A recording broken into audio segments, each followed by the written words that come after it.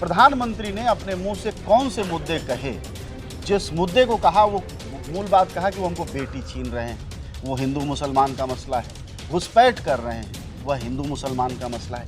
क्या झारखंड जैसे राज्य में जहां पर्यावरण का संकट है, रोजगार का संकट है, गरीबी बहुत है, भुखमरी का बड़ा संकट है, पानी का संकट है, क्या घुसपैठ और बेटी छीनना इतना बड़ा मुद्दा है कि प्रधानमंत्री इसको बार बार कहता है? मैं आपसे यह पूछूं। सच ये कहें तो उसके बारे में लगभग दलों की स्थिति एक जैसी। दोस्तों नमस्कार, मैं हूं अजय प्रकाश और इस वक्त मैं झारखंड के देवघर इलाके में हूं और यहां चुनाव 20 को होने हैं और 20 के चुनाव आते आते प्रधानमंत्री मोदी और उनके सिपहसालार और सबसे विश्वस्त भरोसेमंद मंत्री गृह मंत्री जिस लाइन और लेंथ पर चल रहे हैं वह झारखंड सरकार का भाजपा का झारखंड सरकार के साथ जो 17 साल का रिश्ता है उस पर वोट नहीं मांगा जा रहा है, न अपने 11 साल के केंद्र सरकार के किए विकास पर वोट मांगा जा रहा है, बल्कि अखबारों के फ्रंट पेज और मीडिया का बड़ा हिस्सा घुसपैठ पर बात कर रहा है। सवाल ये है कि क्या झारखंड जैसे राज्य जहां की लोगों की औसत आय कम है, जहां की अभी भी सूखा बड़ा संकट है, पर्यावरणीय मुश्किलें बड़ी हैं, वैसे राज्य में क्या घुसपैठ इतना बड़ा प्रश्न है? हमारे साथ वरिष्ठ पत्रकार और समाज सेवी घनश्याम जी हैं। हम उनसे जानने की कोशिश करेंगे कि देवघर इलाके की आबो हवा कैसी है और राजनीति के माहौल में जो सवाल उठाए जा रहे हैं उनका लोगों से महत्व कितना है और वोटों के लिए उसका महत्व कितना है। घनश्याम जी, आपका स्वागत है। नमस्कार। और हम आपसे सबसे पहले यह जानना चाहेंगे कि प्रधानमंत्री मोदी जिस तरह के पद पर बैठे हैं, गृह मंत्री जिस तरह के पद पर बैठे हैं, वह लगातार कल के अखबार में भी, परसों के अखबार में भी, हर जगह सिर्फ घुसपैठ घुसपैठ और घुसपैठ की बात कर रहे हैं। जहाँ तक घुसपैठ की जब बात है, जी। यह इन लोगों के दृष्टिकोण से बहुत पहले से यह सवाल खड़ा होता रहा है, लेकिन चुनाव में ये पहली बार ये मुद्दा बना है। इन लोगों ने भाजपा वालों ने मुद्दा बनाया है, ये बहुत साफ है। जी। वैसे झारखंड का अगर आप देखें तो जो सीमा है वह सीमा बंगाल की सीमा से मिलता है और बंगाल की सीमा जो है वो बांग्लादेश की सीमा से मिलता है। तो इस दृष्टिकोण से आप देखेंगे तो बांग्लादेश से जो लोगों का आने जाने का एक सिलसिला है वो बहुत पहले से चलता आ रहा है। तो हम इस पूरी तरह से घुसपैठ को नकारते नहीं हैं, लेकिन इतनी बात हम जरूर कह सकते हैं कि अगर ये घुसपैठ की बात है तो इसके लिए सबसे बड़ी जिम्मेदारी तो हम मानते हैं कि सरकारों की है, खास करके केंद्र सरकार। क्योंकि जो अंतर्राष्ट्रीय सीमा है उस अंतर्राष्ट्रीय सीमा की देखभाल की जिम्मेदारी तो सरकार की है, केंद्र सरकार की होती है। उसके बाद राज्य सरकार की भी होती है, इसमें कोई दो मत नहीं है। मैंने उसको नकारना नहीं चाहिए, दोनों तरह की बातें हैं। जहाँ तक घुसपैठ के बाद की जो जिम्मेदारी बनती है वो हर केंद्र सरकार की है, लेकिन घुसपैठ करने की जो प्रक्रिया की जिम्मेदारी है वो केंद्र सरकार की होती है। तीन बातों पर हमेशा हमको लगता है दोनों सरकारों को ध्यान देने की जरूरत है। कोशिश होती है मैंने घुसपैठ करने की, और वह हर सीमावर्ती इलाके में होती है, यह कोई नई बात नहीं है। लेकिन चुनाव से ठीक एक दिन पहले, चुनाव से ठीक एक दिन पहले ईडी जो है घुसपैठियों के छापे मारती है। राज्य सरकार के पास कोई घुसपैठ का आंकड़ा नहीं है। केंद्र सरकार ने आज तक कोई आंकड़ा नहीं दिया है कि झारखंड में इतना घुसपैठ है। दूसरी बात आप कह ही रहे हैं कि राज्य की सीमाओं की जिम्मेदारी केंद्रीय सुरक्षा बलों की और गृह मंत्री की है, यही है। बावजूद इस सच को तो देश जानता है, इस सच को वोटर जानता है, लेकिन बावजूद उसके गृह मंत्री और प्रधानमंत्री इसको सवाल बना रहे हैं। मेरा सवाल भी यही है कि इसको सवाल ही क्यों बना रहे हैं, वो अपने विकास को सवाल क्यों नहीं बना रहे हैं? चाहते क्या हैं वो? जहां तक चुनाव है ये जी, और चुनाव में हमेशा हर दल कोशिश ये करता है कि किन मुद्दों को उठाएं कि वो अधिक से अधिक वोट अपने पक्ष में कर सके। उस दृष्टिकोण से देखेंगे तो दल अपना स्टैंड रखता है लोगों के बीच में और कोशिश यही करता है कि हम वही मुद्दा जनता के बीच ले जाएं जिससे कि हम अधिक से अधिक वोट कर सकें और ध्रुवीकरण हो सके, वोटों का ध्रुवीकरण हो सके। उस दृष्टिकोण से कोशिश हो रही है, इसमें कोई दो मत नहीं है। और उस कोशिश में हमारा मानना है कि मेरा मानना है कि अगर लोकतंत्र में अगर आप चुनाव लड़ते हैं तो निश्चित तौर पर चुनाव मुद्दों पे होना चाहिए, और मुद्दा वो होने चाहिए जो कि जनहित के हों, कल्याणकारी राज्य के जो मुद्दे हैं वो होने चाहिए। लेकिन आप देखेंगे तो पिछले कुछ चुनावों से चुनाव का चरित्र बदल गया है, और जब चरित्र बदल जाता है तो स्वाभाविक है कि जो मुद्दे नहीं होते हैं उस मुद्दे को ही मुद्दा बनाया जाता है, और जो जनहित के मुद्दे होते हैं वो एक तरह से उसको नज़रअंदाज लोग करते हैं। तो ये परिस्थिति है। आपकी बात एकदम हम ले लेते हैं और उसी बात पर चलते हैं। जैसे एक तरफ विपक्ष वोट मांग रहा है, वो जो वोट मांग रहा है वह कह रहा है कि हम आरक्षण बढ़ाएंगे, वह कह रहा है रोजगार बढ़ाएंगे, वह कह रहा है कि हम महिलाओं को सशक्त करेंगे। राहुल गांधी जहां कहीं भी भाषण दे रहे हैं वह जल जंगल जमीन की बात कर रहे हैं। वहीं पलट के मोदी जी हैं, अमित शाह। मैं सिर्फ आपसे ये कह रहा हूं जिन मुद्दों को आपने कहा कि मुद्दों पर वोट मांगता है, प्रधानमंत्री ने अपने मुंह से कौन से मुद्दे कहे? जिस मुद्दे को कहा वो मूल बात कहा कि वो हमको बेटी छीन रहे हैं, वो हिंदू मुसलमान का मसला है। घुसपैठ कर रहे हैं, वह हिंदू मुसलमान का मसला है। क्या झारखंड जैसे राज्य में जहां पर्यावरण का संकट है, रोजगार का संकट है, गरीबी बहुत है, भुखमरी का बड़ा संकट है, पानी का संकट है, क्या घुसपैठ और बेटी छीनना इतना बड़ा मुद्दा है कि प्रधानमंत्री इसको बार बार कहता है? मैं आपसे यह पूछ रहा हूं। देखिए, जहाँ तक झारखंड के मुद्दे की बात करेंगे तो झारखंड राज्य जिन मुद्दों को लेकर के बना और जिन मूल्यों को लेकर के बना, तो मेरा मानना है कि 24 साल उस राज्य का होने जा रहा है। 15 कल ही जो है 24 साल पूरा हो जाएगा। तो उन मुद्दों को लेकर के राज्य बनने के बाद जो काम होना चाहिए था वह काम नहीं हुआ। जिन दलों का शासन यहाँ रहा, अब देखेंगे तो दोनों दलों का शासन रहा है। जो आज पक्ष में है उनका भी शासन रहा है, कम रहा है, लेकिन जो आज विपक्ष में है और जो केंद्रीय सरकार मतलब 17 साल बनाम 5 साल, हाँ 17 साल बनाम 5-6 साल का ये कह सकते हैं, तो ये रहा है। लेकिन मेरा मानना है कि झारखंड बनने के जो मुद्दे थे वह मुद्दा बहुत ही महत्वपूर्ण था, और शहीदों का जो सपना था वह बहुत ही महत्वपूर्ण था। उस सपने को साकार करने के दृष्टिकोण से दलों के शासन में जाने के बाद जो प्रक्रिया पद्धति अपनाई जानी चाहिए थी वह नहीं अपनाई गई। जैसे आप देखेंगे, अगर आप देखें तो जल जंगल जमीन का सवाल आज सभी उठा रहे हैं, और जल जंगल जमीन का सवाल कोई झारखंड का सवाल नहीं है, आज पूरी दुनिया का सवाल है।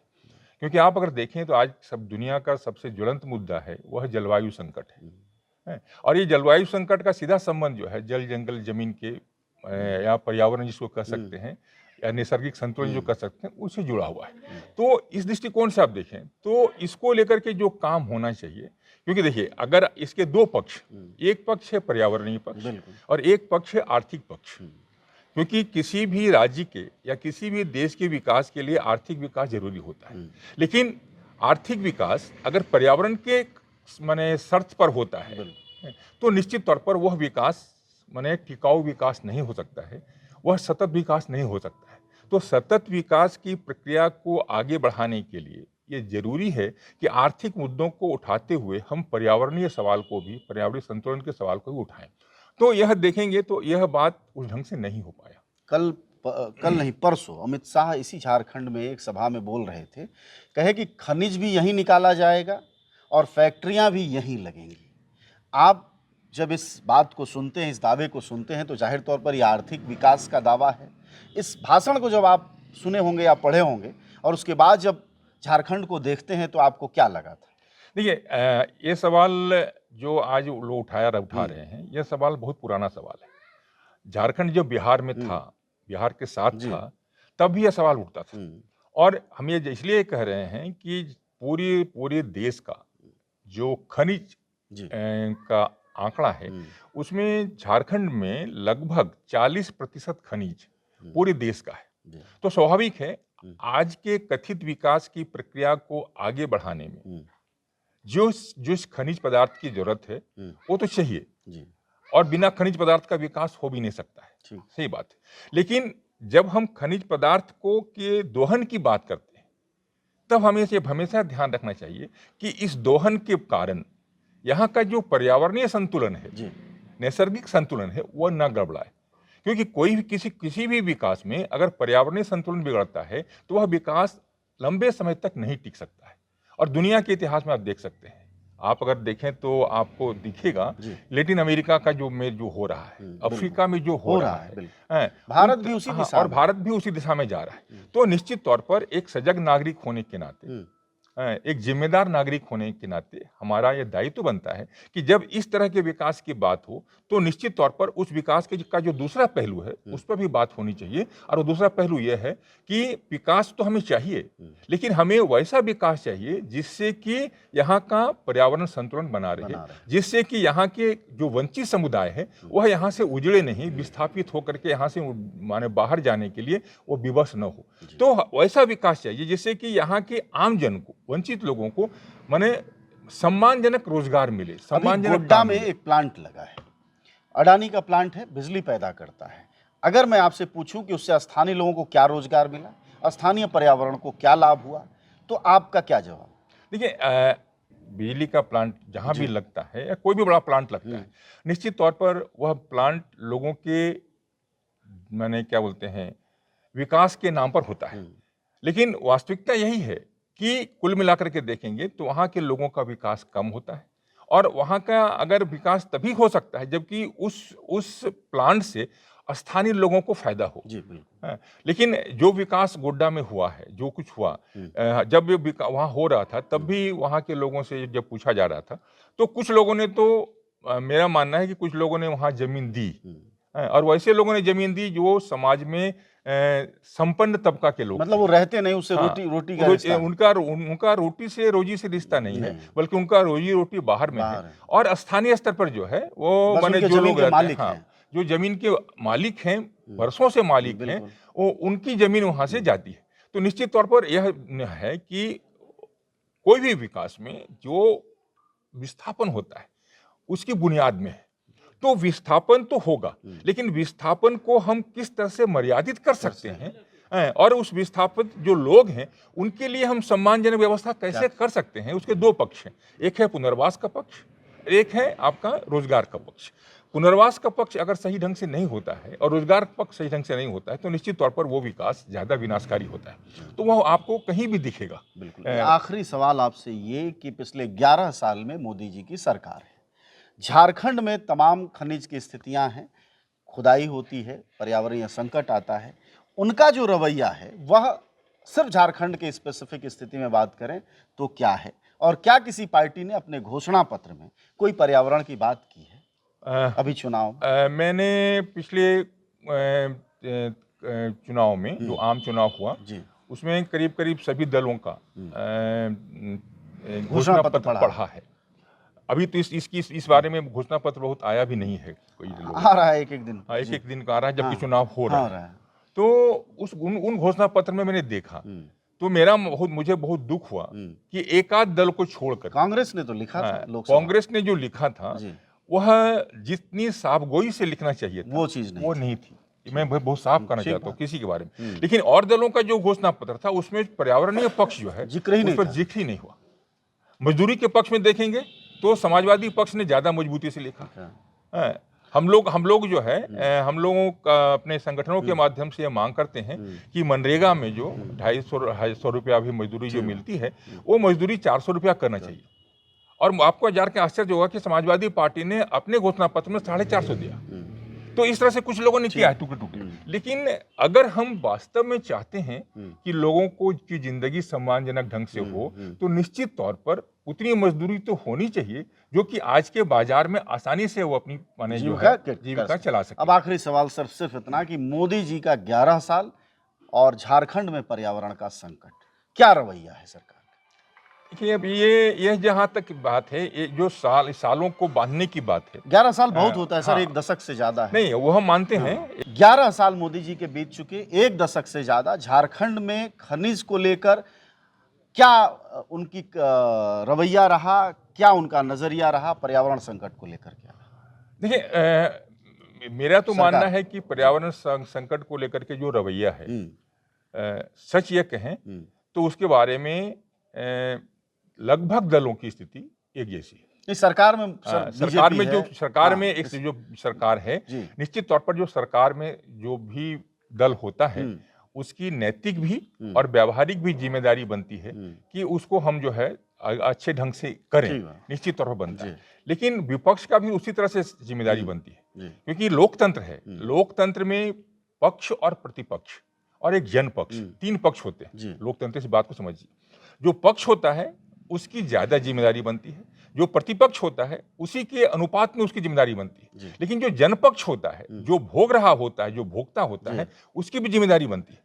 तो ये तीनों को मिलकर के अगर हम देश का विकास चाहते हैं या किसी का विकास चाहते हैं तो ये तीनों को मिलकर करना चाहिए। तीनों के बीच का अगर सामंजस्य नहीं बनता है तो निश्चित तौर पर आप मानिए कि वो उस विकास जो है वह एकांगी विकास होगा। उस विकास में निश्चित तौर पर वंचित लोग जो है माने उसके शिकार। सत्ताधारी पार्टी का क्या रवैया रहा 11 साल में सत्ताधारी नीतियों के मामले में झारखंड को लेकर? देखिए, नीतियों के मामले में झारखंड को लेकर के या देश में भी आप जहां देखिए, जहां जहां भी विकास हुआ है, तो चूंकि मैंने आपको पहले कह दिया कि विकास की बुनियाद ही विस्थापन पर है और पर्यावरण संतुलन पर ध्यान नहीं है। तो निश्चित तौर पर जो ध्यान नहीं है तो स्वाभाविक है कि उस विकास का खामियाजा तो वंचितों को भुगतना पड़ता है। जो भी वहाँ के गरीब लोग हैं उनको भुगतना पड़ता है और उसका खामियाजा पर्यावरण को भुगतना पड़ता है। ये बहुत साफ है। तो इसलिए इन बातों को समझना बहुत जरूरी है। मैं इसलिए कह रहा हूँ कि यहाँ पर ये तीनों पक्ष की जिम्मेदारी है। झारखंड में एक अच्छी बात है कि झारखंड में जनपक्ष इस सवाल को उठाता रहा है। झारखंड एक ऐसा राज्य है जहाँ का जनपक्ष अलग अलग आंदोलनों के माध्यम से इस सवाल को उठाता रहा है और यह सरकार को हम हमेशा हिदायत देता रहा है कि आप विकास जरूर कीजिए, लेकिन विकास इस शर्त पर न हो कि उसमें लोगों की जीविका, लोगों का जीवन खतरे में हो और हमारा पर्यावरण खतरे में हो। यह बात करता रहा है। तो इसलिए आप देखेंगे तो इस दृष्टिकोण से जो भी सरकार आती है वो तमाम सरकार विकास के नाम पर पर्यावरण के पक्ष को और नैसर्गिक संतुलन के पक्ष को पीछे छोड़ देती है। सभी तरह का है। तो यह चूंकि मैं इसलिए कह रहा हूं कि मैं झारखंड राज्य के आंदोलन में सक्रिय था और झारखंड राज्य के अलावा अन्य जो आंदोलन थे, यहाँ के आदिवासी अस्मिता का आंदोलन जो है उसमें सक्रिय था और उसके साथ साथ यहाँ का पर्यावरण का पक्ष, पर्यावरण के पक्ष को जोड़ने में पिछले 40 साल से हम लोगों ने पहल की है इस बात को। क्योंकि तब भी जो दल झारखंड के लिए लड़ रहे थे वो भी पर्यावरण के सवाल पर साफ नहीं थे। जो लोग सत्ता में आने की कोशिश कर रहे थे या सत्ता में आए वो भी पर्यावरण के पक्ष के बारे में उनकी दृष्टि साफ नहीं थी। तो हमारी कोशिश यही थी, हम जमातों की कोशिश ये थी कि विकास, एक वैसा विकास चाहिए जिससे कि प्रकृति का संतुलन बना रहे, एक वैसा विकास चाहिए जिससे वंचितों को समुचित स्थान मिल सके और एक वैसा विकास चाहिए जिससे कि आम मिला करके सर्वहित माने जो है सर्वजन हिताय हो। यह बात हो, सिर्फ सर्वजन हिताय की बात हम नहीं करेंगे और सिर्फ हम कुछ लोगों की बात करेंगे तो वो भी संतुलित बात नहीं होगी। शुक्रिया आपका बातचीत के लिए। हमारे साथ बातचीत कर रहे थे सामाजिक कार्यकर्ता और वरिष्ठ पत्रकार घनश्याम जी।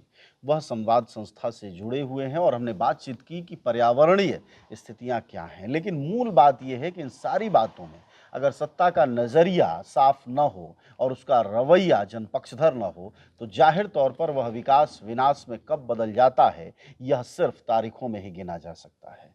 धन्यवाद आप सबका सुनने के लिए। शुक्रिया। धन्यवाद आपको। आप सब जानते हैं कि जनज्वार का खर्च आपके जनसहयोग की बदौलत चलता है। आप भी जनसहयोग में शामिल हों और आज़ाद और स्वतंत्र पत्रकारिता को बनाए रखने के हमारे इस महाअभियान में शामिल हों। हमें इंतजार रहेगा आपके सहयोग का, क्योंकि आपका सहयोग ही हमारी मजबूती का सबसे ताकतवर रास्ता है। धन्यवाद साथी।